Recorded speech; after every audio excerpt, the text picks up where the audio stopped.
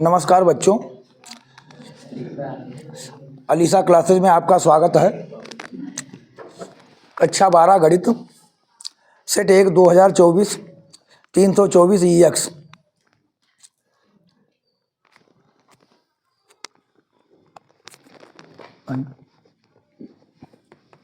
Class 12 अरे यार, math set 1 2024 324 EX।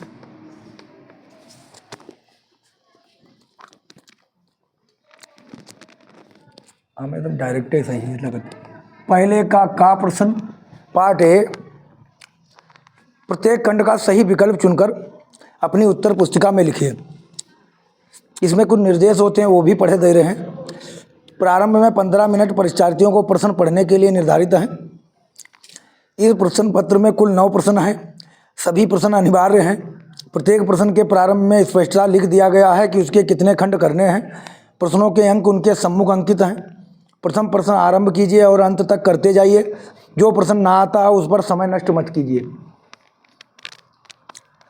तो पहला सवाल हमारे पास है, ये दो मैट्रिक्स हैं ए एंड बी, जिनके ऑर्डर क्रम पी क्यू है।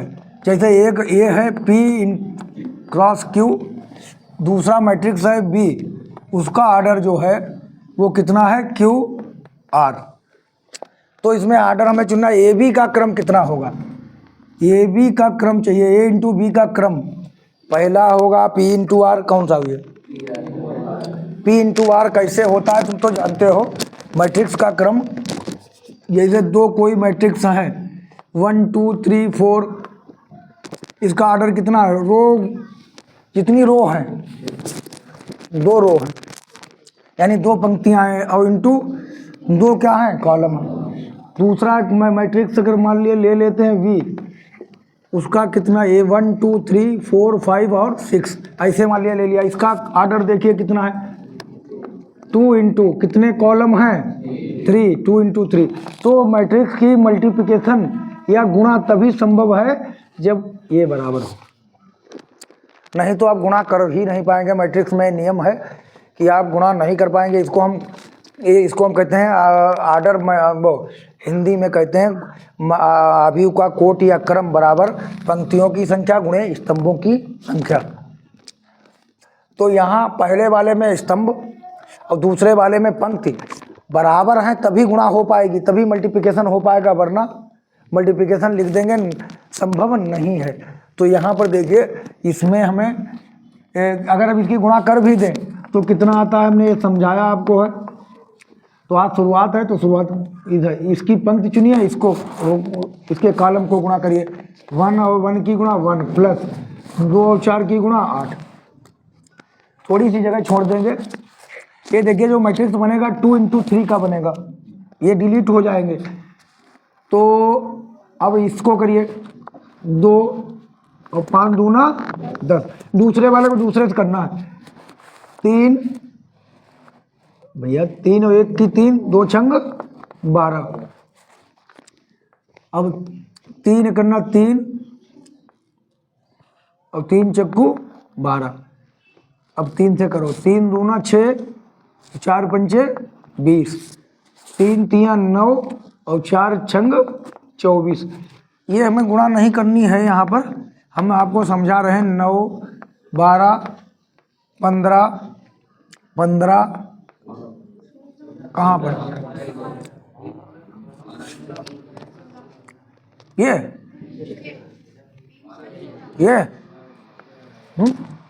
चलो 19 26 और ये बताओ 33।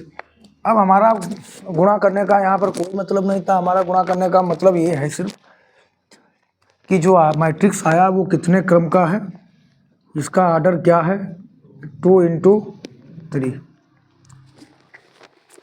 कोई भी दो मैट्रिक्स की जब हम गुणा कर देते हैं, कोई भी दो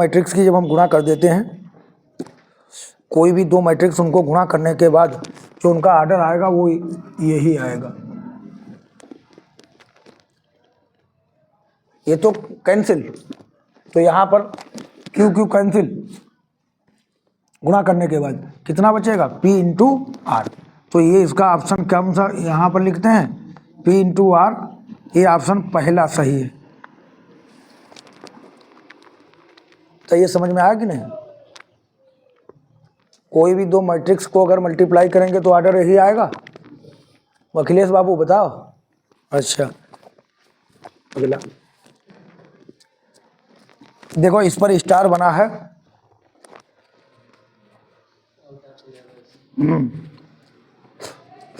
स्टार बना है, आउट ऑफ सिलेबस है, लेकिन चाहो तो बताओ दिखा दें, ले लो। पहले का खा लीजिए।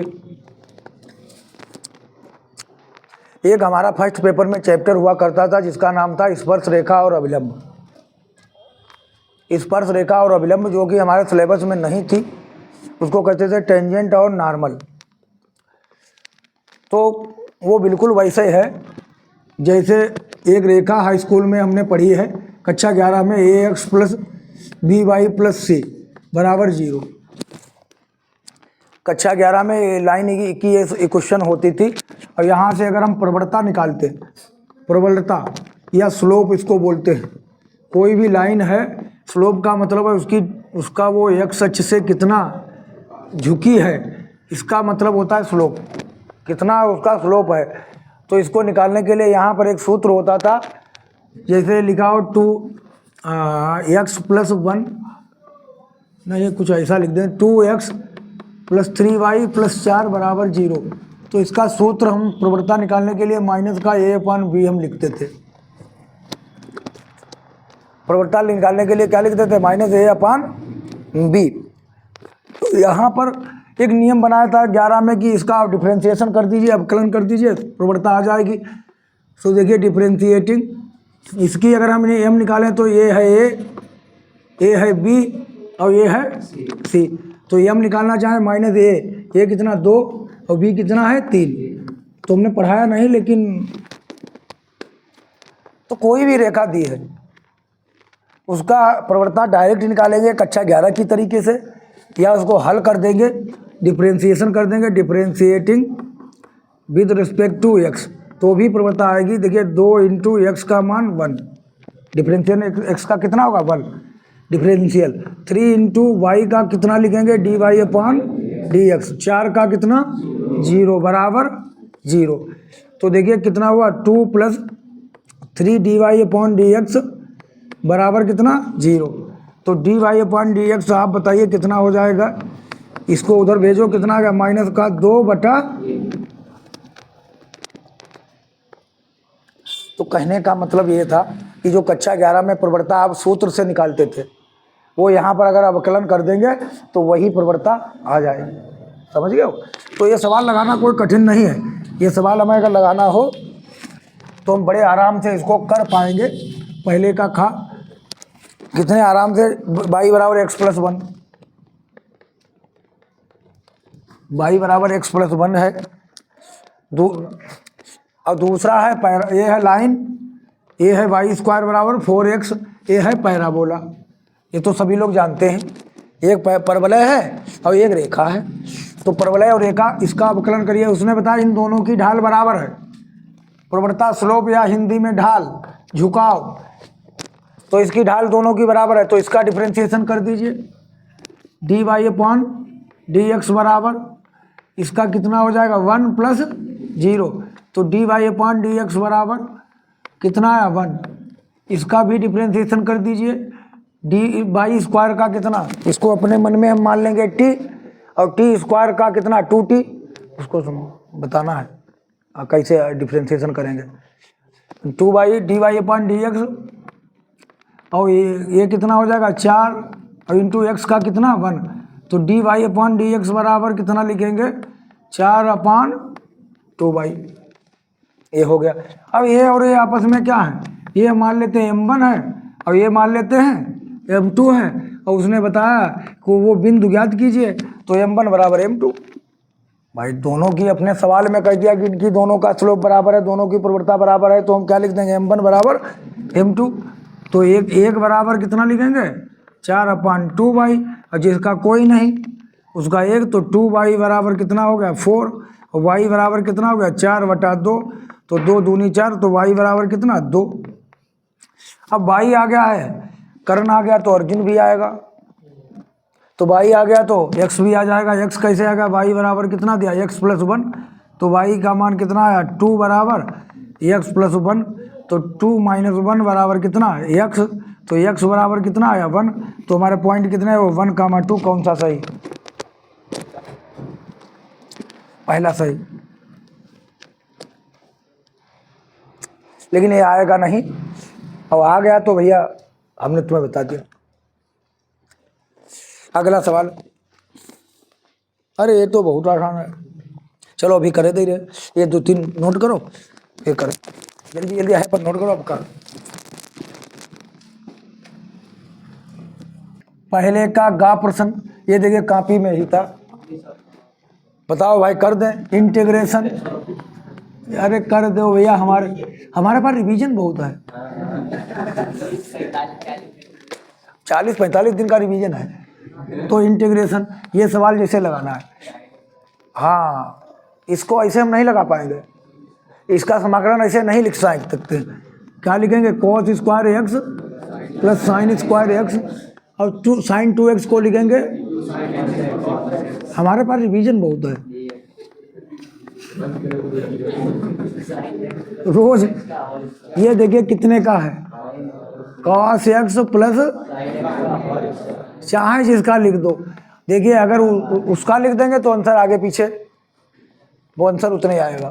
तो cos square x plus sine square x plus 2ab, अब हम जानते हैं कि स्क्वायर और वर्गमूल दोनों लगे हों तो दोनों हट जाएंगे, तो क्या बचेगा cos x plus sine x dx, इतना है आसान यार सवाल है, cos x dx plus sine x dx। इस साल को जो मन से काम कर रहे हैं, cos x का मान कितना समाकलन, इस साल हम कुछ मन से काम कर रहे हैं, cos साइन x का और प्लस का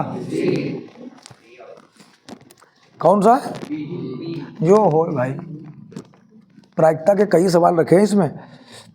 अरे ये तो हमारे पास रिवीजन बहुत आसान आ जाता है। पहले का घा, एक दूसरे पर लंब है ना यार, वो हमारे बहुत खास मित्र हैं यार। देखिए यदि सदिश एक दूसरे पर लंब है तो लेम्डा का मान ज्ञात कीजिए। अगर हमने आपको पढ़ाया कि दो वेक्टर एक दूसरे के परपेंडिकुलर हैं, एक दूसरे के लंब हैं, तो उनका डॉट 0 होता है। तो देखिए कितना आसान सवाल आया है। ये vector A 5i cap minus lambda J cap, unsolved हम कर रहे हैं, तुम्हें अनसाल्ड आगे की ज़्यादा परेशान होने की ज़रूरत नहीं है। तुम काफ़ी रिवीजन करिए, बस अपनी कापी उठाओ उसको रिवीजन करो, बाकी हम ये कर ही रहे हैं। कापी का सवाल नहीं छूटना चाहिए कोई भी, नहीं पता लगा कि आगे हम भिड़े रहो, रात खत्म हो जाए और आगे वाले में सब छूट जाए। कापी अपनी रिवीजन करो, बाकी तो हम यहाँ कर ही रहे हैं, तुम्हें क्या लेना देना, 10-15 सेट हम कर ही देंगे। तुम कापी रिवीजन करो, कापी का ऐसा ना अनसाल्ड करते रहें कापी छूट जाए। कापी रिवीजन करो, बाकी अनसाल्ड में तुम्हें कोई दिक्कत नहीं, हम पहले ही बताए थे अनसाल्ड हम करेंगे। और 6 तारीख लगाए थे, 7 को हम आ गए। हमारे पास इतना वो है कि हम जिस दिन कोचिंग चालू करेंगे उसी दिन बता देंगे, उस दिन ख़त्म हो जाए।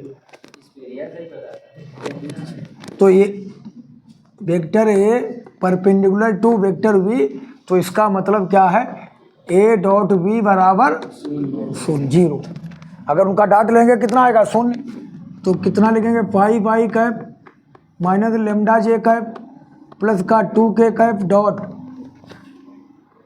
2i cap plus 3j cap plus 4k cap बराबर 0। कोई भी दो वेक्टर अगर लंबवत हैं, अगर परपेंडिकुलर है, तो उनका डॉट हमेशा 0 होगा।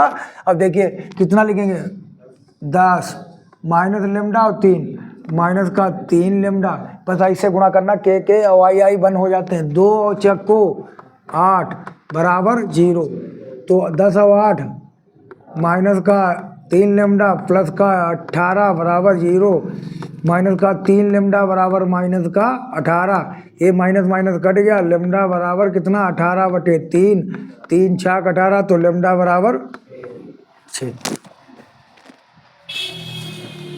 कौन सा है? थर्ड वाला सही। कितना आसान है भाई, तीसरा सही। अब अगला सवाल देखेंगे, ये डिफरेंशियल इक्वेशन है।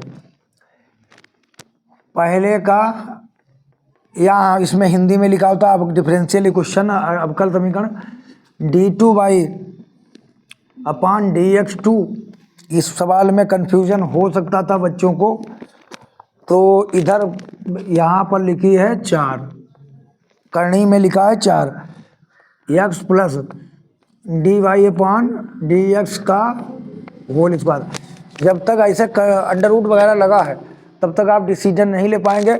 इसकी पावर कितनी होती है? जितनी मैक्सिमम बार डिफरेंशिएशन किया गया हो उसकी पावर घात होती है। और ये क्या होती है? कोटि। कोटि का मतलब क्या होता है? अरे अंग्रेजी में ऑर्डर। तुम जब नीचे देखा तो टोपा हिला ही देंगे होंगे इसे। कम से कम तुम तो बोलो, क्यों हिंदी इंग्लिश मिक्सर है इसमें।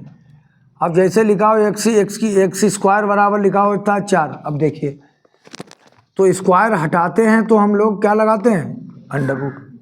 तो यहाँ पर जब भी अंडर रूट का मतलब होता है तो यहाँ पर 2 बना होता है, तो इसका मतलब होता है 2 के पेयर बनाने हैं, 2 दूनी 4, तो इसका वर्गमूल कितना था? 2। और एक बात ध्यान हमें रखना है कि अगर स्क्वायर हटाएंगे तो एक काम और कर सकते हैं कि इसकी पावर 1/2 कर देंगे। तो कहने का मतलब अगर ये अंडर रूट हटाना है तो हम ऐसे भी, क्योंकि इसका भी मान उतना ही आएगा, 2 की पावर 2 इंटू बाहर 2, तो कितना आंसर आया? 2। बात एक ही है। तो इसका मतलब ये निकलता है कि जो बाहर लिखा है, ये अगर ये इंतजाम तिड़ीझाम हटाना है तो यहाँ पर जो लिखा होगा बटे में, यहाँ पर जो लिखा होगा, यहाँ पर जो लिखा होगा बटे में ये, यहाँ पर 1 और यहाँ पर क्या? 2, तो कितना हो जाता है? 1/2। वही काम हम यहाँ पर करने वाले हैं। तो देखिए यहाँ पर हम क्या करने वाले हैं, देखिए d2/dx2 बराबर यहाँ पर कितना लिखा है? x प्लस dy/dx की पावर देखिए कितनी लिखी है? 2/4। क्यों? नहीं, अरे सॉरी, x प्लस dy/dx का होल स्क्वायर और बाहर कितनी? 1/4। भाई अलग अलग तो प्लस है बीच में, तो 2/4 नहीं लिख सकते, तो इनकी दोनों की घात कितनी मानी जाएगी? कितनी? 1। पावर कितनी हो? 1। तो हमने कितना लिख दिया? 1/4। ये हटाओ तो हम क्या करेंगे? पावर 4 लेने पर कितनी पावर हम लेंगे? टेकिंग पावर 4, घात 4 लेने पर, दोनों तरफ हम घात 4 लेंगे, तब डिसीजन हो पाएगा कि कितनी पावर है। d2y/dx2 की घात 4। अब यहाँ 4 पावर लोगे तो 4 क्या होगा? कैंसिल हुई है। 1/4 लिखा, 4 पावर लेंगे तो कितना कैंसिल हो गया? कितना बचा? x प्लस dy/dx का होल स्क्वायर। अब सादी समीकरण बची है।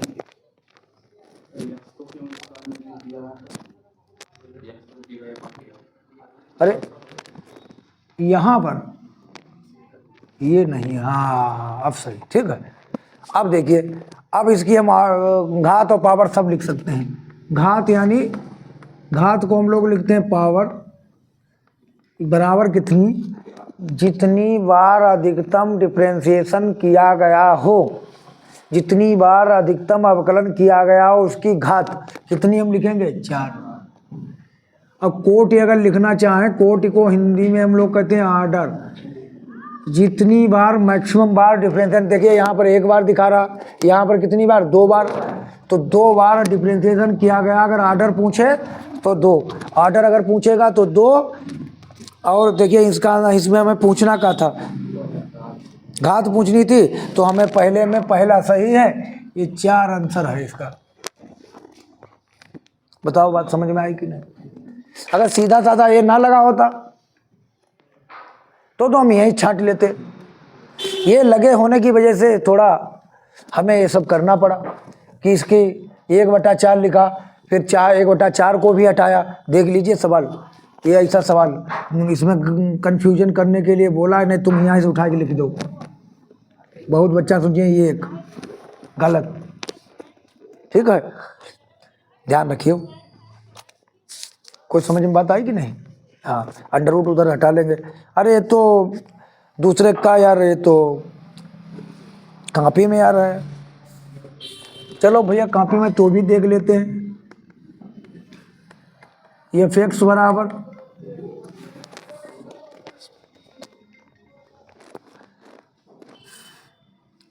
ये दिया है x + 2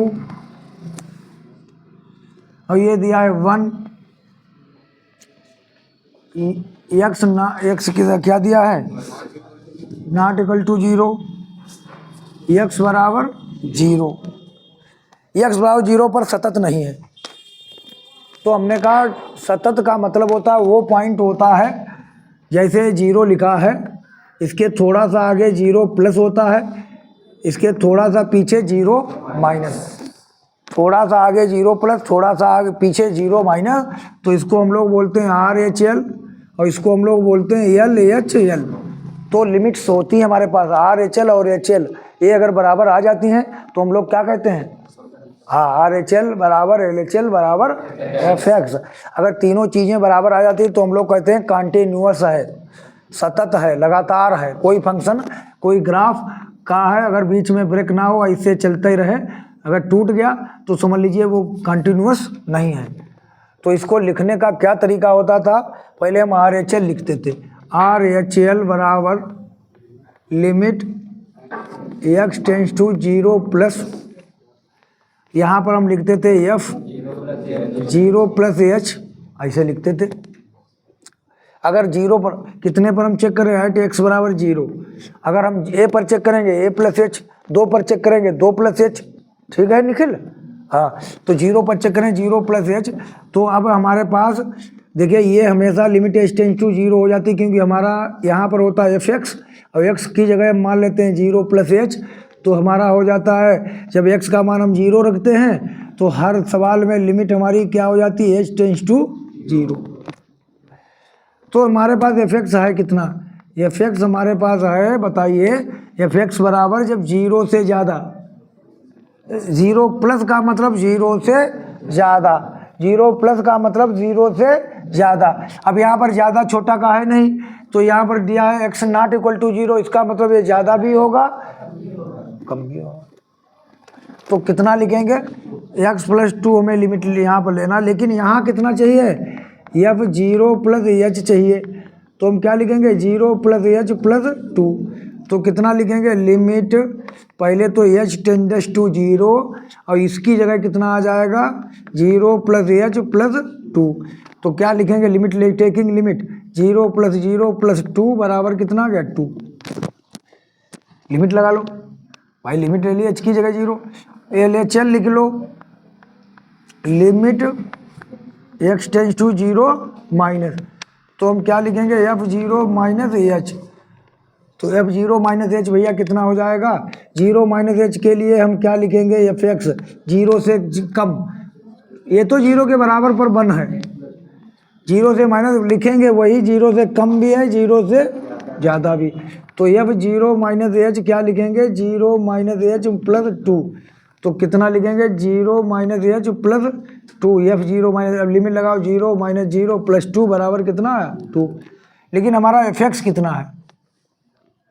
अब f(x) हमारा, अब यहाँ पर हमें आना पड़ेगा, तब तुम लोग लिखोगे f(x) बराबर कितना? f1 पर 0 पर चेक करना है, तो बताइए 0 पर f0 कितना है? बताइए, यानी वो कह रहा हम इसके बराबर हैं जब x का मान 0 के बराबर ना हो। अगर x का मान 0 है तो हम किसके बराबर होंगे? 1 के। तो देखिए दो चीज़ें तो बराबर आ गई, RHL बराबर LHL, लेकिन किसके बराबर नहीं आया है? नॉट f(x), तो it is not continuous, not continuous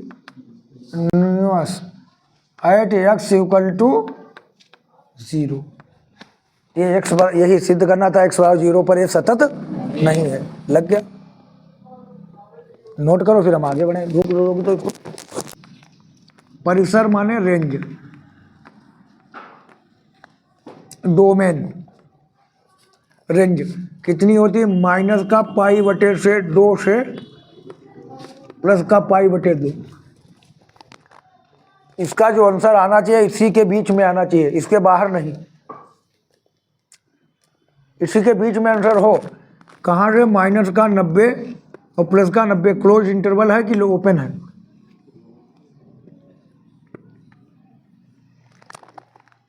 90 हो सकता है, 60 हो सकता है, 45 हो सकता है, -1 हो सकता है, -2, -89, -90, उससे पीछे नहीं। इसी को ध्यान में रखते हुए हमें इस सवाल को हल करना है इनवर्स में। तो अब इसके लिए हमारी कुछ टेबल भी होती है जिसको हमने बताया टेबल ASTC। इसमें 90 माइनस थीटा वाले एंगल होते हैं। इसके आगे 90 plus theta 180 minus, very good. इसके आगे जाएंगे 180 प्लस थीटा वाले कोण। इसके आगे में माइनस थीटा और 360 माइनस थीटा चौथे में। ये जो अक्षर बने हैं इनके कुछ मतलब हैं। ए का मतलब होता है ऑल पॉजिटिव, सभी प्लस। यस का मतलब होता है साइन, साइन का उल्टा कॉसेक प्लस बाकी सब माइनस। टी का मतलब 10 और 10 का उल्टा कॉट प्लस बाकी सब माइनस। सी का मतलब होता है कॉट, कॉट का उल्टा सेक, लाल बटे कक्का बना लो, बाकी सब minus.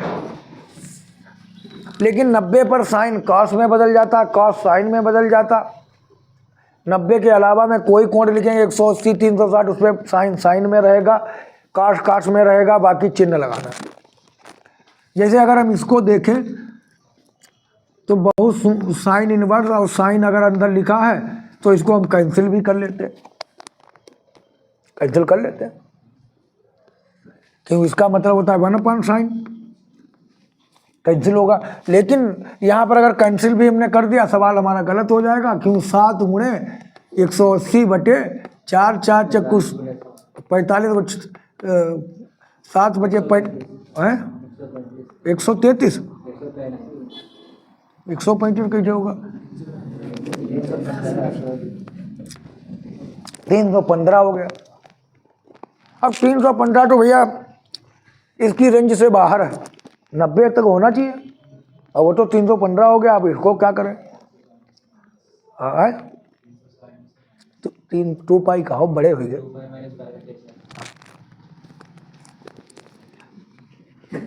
Sine inverse sine 2 pi minus pi बटे 4।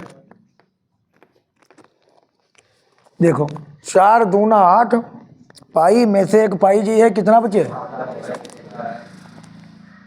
4 दूना 8, पाई में से एक पाई जाएगा। अब लिखा वही है, उसको ब्रेक करके लिख दिया गया मजबूरी में, क्योंकि हमें आंसर इसके बीच में लाना।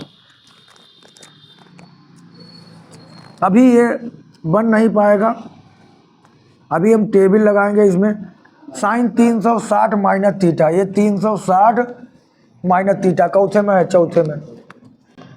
चौथे में सी बना है, सी का मतलब है cos सेक प्लस बाकी सब minus sine theta. Sine 360 minus theta, ये आएगा माइनस का साइन थीटा। थीटा की जगह ये वाला आता है, तो यहाँ पर है माइनस साइन थीटा। थीटा की जगह कितना है? पाई/4। ये माइनस थीटा, ये माइनस यहाँ आई है, यहाँ नहीं। अब ऐसे कभी काट नहीं सकते आप कि ये माइनस लगाए इन्वर्स को नोच दो, नहीं। तो इसके लिए हम और अंदर ले चलेंगे। यहाँ दिखता है अभी कितना उसमें है? चलो बढ़िया, नहीं तो हम ऊपर ले चले उधर। चलो ऊपर है। अच्छा, बहुत बढ़िया बात। जैसे साइन इनवर्स लिखा है, अब साइन इसको हम लिख देंगे साइन माइनस का पाई/4। अब तुम कहे गुरु जी ये लिख सकते हो कि नहीं? बिल्कुल लिख सकते हैं, क्योंकि इसको हल करोगे यही आएगा। क्यों? क्योंकि साइन माइनस थीटा बराबर माइनस साइन थीटा आ जाएगा, क्योंकि ये चौथे में है और चौथे में बना सी है, कास से का प्लस बाकी सब माइनस। अगर कास माइनस थीटा होता तो प्लस का कास थीटा आता, क्योंकि और साइन है तो कास और सेक केवल प्लस लिखेंगे, बाकी सब माइनस। तो साइन इसको थीटा मान लो, साइन माइनस थीटा बराबर माइनस का साइन माइनस थीटा बराबर माइनस का साइन थीटा। वही आ गया कि नहीं। अब तुम आराम से इसको कैंसिल कर दो, ये आंसर आ जाएगा माइनस का पाई/4, और पाई/4 का मतलब होता है 45, 90 इसके बीच में है। समझ गई बात। तो दो रेंज के हिसाब से आंसर लिखना है। अगर तुम चाहो यहीं पर हम काट दें ये आ गया आंसर, तो तुम्हारा सवाल गलत हो जाए। कास की रेंज अलग है, साइन की रेंज अलग है, सबकी अलग अलग रेंज है, उसी के हिसाब से आंसर आपको देना हो। ठीक है ना, हमने ना कहा हो यार, हम इसे मजा करें। वो डॉक्टर की वजह गड़बड़ हुआ। दूसरे का यहाँ किसी दौड़ में, देखिए एक दौड़ है, देखिए सवाल देखिए, प्रायिकता का सवाल। किसी दौड़ में ए के जीतने की प्रायिकता 1/3 है, तो क्या लिख दें? ए के जीतने की प्रायिकता 1/3 है। पहले ए के जीतने, बी के जीतने की प्रायिकता 1/4 है। 1/4। और देखिए इसमें एक शायद इसमें देखिए ये प्रश्न आ गया है 6 का, यहाँ वाला पर ध्यान दीजिए। ये वही सवाल है जो कॉपी में, यहाँ वो बाहर निकली, तुम क्या बताई रहे उससे, बताओ हमें क्या बताई रहे। ये देखिए 6 का यहाँ प्रश्न देखिए, एक प्रश्न को ए और बी द्वारा स्वतंत्र रूप से हल करने की प्रायिकताएं 1/2 1/3 है। 5 नंबर में है, दोनों स्वतंत्र रूप से प्रश्न को हल करने का प्रयास करते हैं, उनमें से कोई भी प्रश्न हल कर ना कर पाए, कॉपी में है। हाँ, कम से कम एक प्रश्न को हल कर ले, कॉपी में है। लेकिन हम लगा अगर चाहेंगे तो करवाएंगे जरूर। अब हमने वहाँ पर इम्पोर्टेंट भी लिखा है, चाहे देख लेना। किसी दौड़ में ए के जीतने की प्राबेलिटी बताइए। ये कटिया ना, ऐसे पढ़ना रहने दो। प्राबेलिटी, किसी दौड़ में ए के जीतने की प्रायिकता 1/3 है, यानी कोई रेस है उसमें ए के विन करने की प्रायिकता 1/3 है, बी के विन करने की प्रायिकता 1/4 है। ए में और बी में कोई ना जीत पाए, इसकी प्रायिकता ज्ञात कीजिए। तो इसको हम क्या करें भाई, कोई ना जीत पाए, ऐसे लिख दें, ए और बी में कोई ना जीत पाए, ना ए जीत पाए ना इवन जीत पाए, ना ए जीत पाए। तो हमने क्या बताया था इसको लिखने का तरीका, P E1 dash intersection E2 dash, फिर हमने क्या आपको बताया था, चूल्हा E1 यूनियन E2 का होल डैश, फिर हमने क्या बताया था 1 माइनस E1 यूनियन E2 है। फिर हमने कहा इसका सूत्र हमें मालूम था, PE1 plus PE2 minus PE1 intersection E2। तो E1 इंटरसेक्शन E2 हम क्या निकाल देते हैं, PE1 इंटरसेक्शन E2 निकाल लेते हैं। क्या लिखेंगे, स्वतंत्र घटनाएं हैं, एक जीतने से दूसरे पर कोई फर्क नहीं पड़ेगा। तो इसका मतलब 1/3 गुणा 1/4 बराबर 1/4 चिल्ला इन्हें बांध कुठरिया मारे। PE1 का मान कितना, 1/3 प्लस 1/4 माइनस 1/12 देखते हैं। तो 1 माइनस एलसीएम कितना हुआ 12, 4 3 4 3 12, तो कितना 1 माइनस 4 3 7, 6/12 है। 12 में से 6 गया कितना 6 है, तो 6 करना 6 6 दूनी 12, 1/2 आंसर। कहाँ?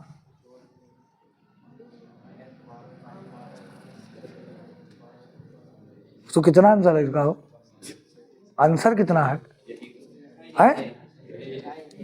ये कितना आसान है। अब ये सवाल जो है हमने एक जगह लिखा देखा, एक तरीका और इसका लगाया, दूसरा लोग मेथड लगाते हैं। ए दूसरा मेथड कौन लगाते हैं लोग, हमने देखा स्कूल में या पर हमने मोबाइल पर भी देखा, ऐसा मेथड लगाया उन्होंने, इनको जोड़ दिया। तो इनको जोड़ने के बाद फिर इनको प्रायिकता दोनों की पहले निकाल ली, फिर किसी के ना जीतने की प्रायिकता निकाल ली एक में से, फिर ऐसे करके घटा दिया। कुछ और मेथड था हमारे समझ में आया, हमें यही समझ में आता है कि ना ए जीते ना बी जीते, ना तो ए बिन कर पाए, डैश हम लगा लेते हैं और इससे सवाल हल करते हैं। बहुत आसानी से हमारा सवाल बन गया। समझ में आया कि नहीं? कोई दिक्कत तो नहीं?